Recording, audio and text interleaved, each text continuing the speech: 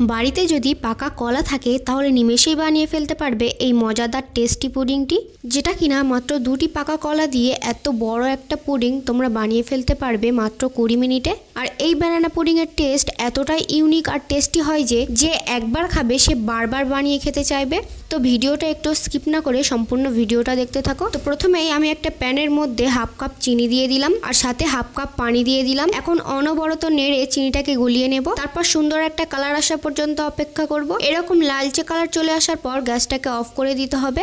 এর থেকে বেশি কালার করতে চাইলে ক্যারামেলটা পুড়ে যাবে, তাহলে পরে পুডিংটা খেতে তিতা লাগবে। পুডিংটাকে যে পাত্রে বসাবো সেই পাত্রে ক্যারামেলটাকে গরম গরম ঢেলে চারিদিকে ছড়িয়ে দিতে হবে। এরপর অন্য একটা বোলের মধ্যে একটা ডিম ভেঙে দিয়ে দিলাম। এখন ডিমের মধ্যে দিয়ে দেবো চিনি।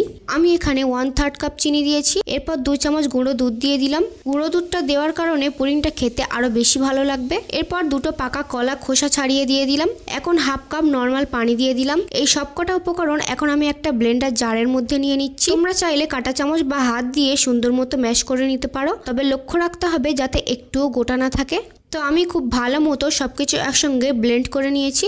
এখন ক্যারামেলটা সেট হয়ে যাওয়ার পর ওই বাটির উপরে একটা ছাঁকনি নিয়ে ব্লেন্ড করা ব্যাটারটাকে ছেঁকে নেব, তাহলে আর কোনো গোটা থাকার সম্ভাবনা নেই আর স্মুথ একটা ব্যাটার পেয়ে যাব। এরপর 2 ফোঁটা ভ্যানিলা এসেন্স আর হাফ চামচ নুন দিয়ে মিক্স করে নেব। তোমাদের কাছে ভ্যানিলা এসেন্স না থাকলে যে কোনো এসেন্স বা 1 চামচ এলাচের গুঁড়ো দিয়ে দেবে, তাহলেও হবে। এরপর গ্যাসে একটা বড় কড়াই গরম করে এর মধ্যে 2 গ্লাস পানি দিয়ে দিলাম। তারপর পানির ওপরে একটা স্ট্যান্ড বসিয়ে স্ট্যান্ডের ওপরে মোল্ডটাকে বসিয়ে দেব।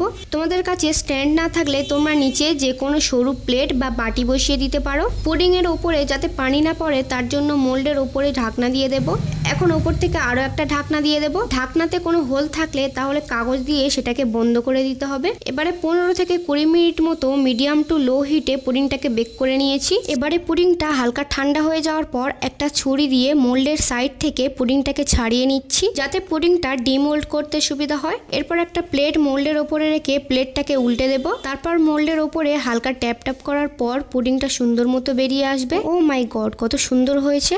কালারটাও একদম পারফেক্ট এসেছে। এখন পুডিংটাকে একটা ছুরি দিয়ে কেটে নিচ্ছি। এতটা সফট আর তুলতুলে হয়েছে, ছুরিতে চাপ দিতে হচ্ছে না, তার আগেই কেটে যাচ্ছে। নরম তুলতুলে অসাধারণ টেস্টি এই পুডিংয়ের রেসিপিটি তোমাদের কাছে কেমন লেগেছে অবশ্যই আমাকে কমেন্ট করে জানিও। আজকের পুডিংয়ের ভিডিওটা ভালো লাগলে ভিডিওতে একটা লাইক আর তোমার রিলেটিভদের সঙ্গে ভিডিওটা শেয়ার করে দিও।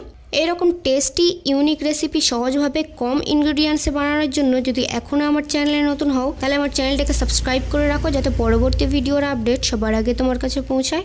আমার এই ব্যানানা পুডিংটা বানানোর পর এক নিমেষেই প্লেট ফাঁকা করে ফেলেছে আমার হাজব্যান্ড। আমার বানানো পুডিং তার কাছে অনেক ভালো লাগে আর আমি এইভাবে তাকে সবসময় পুডিং বানিয়ে দিই মাত্র 20 মিনিটে। তো তোমরাও বাড়িতে একবার ট্রাই করো, আশা করছি অনেক ভালো লাগবে। বাই দ্য ওয়ে, আজকের মতো এই পর্যন্ত। দেখা হবে পরের কোনো টেস্টি অ্যান্ড ডেলিশিয়াস রেসিপিতে। ততক্ষণে বাই বাই।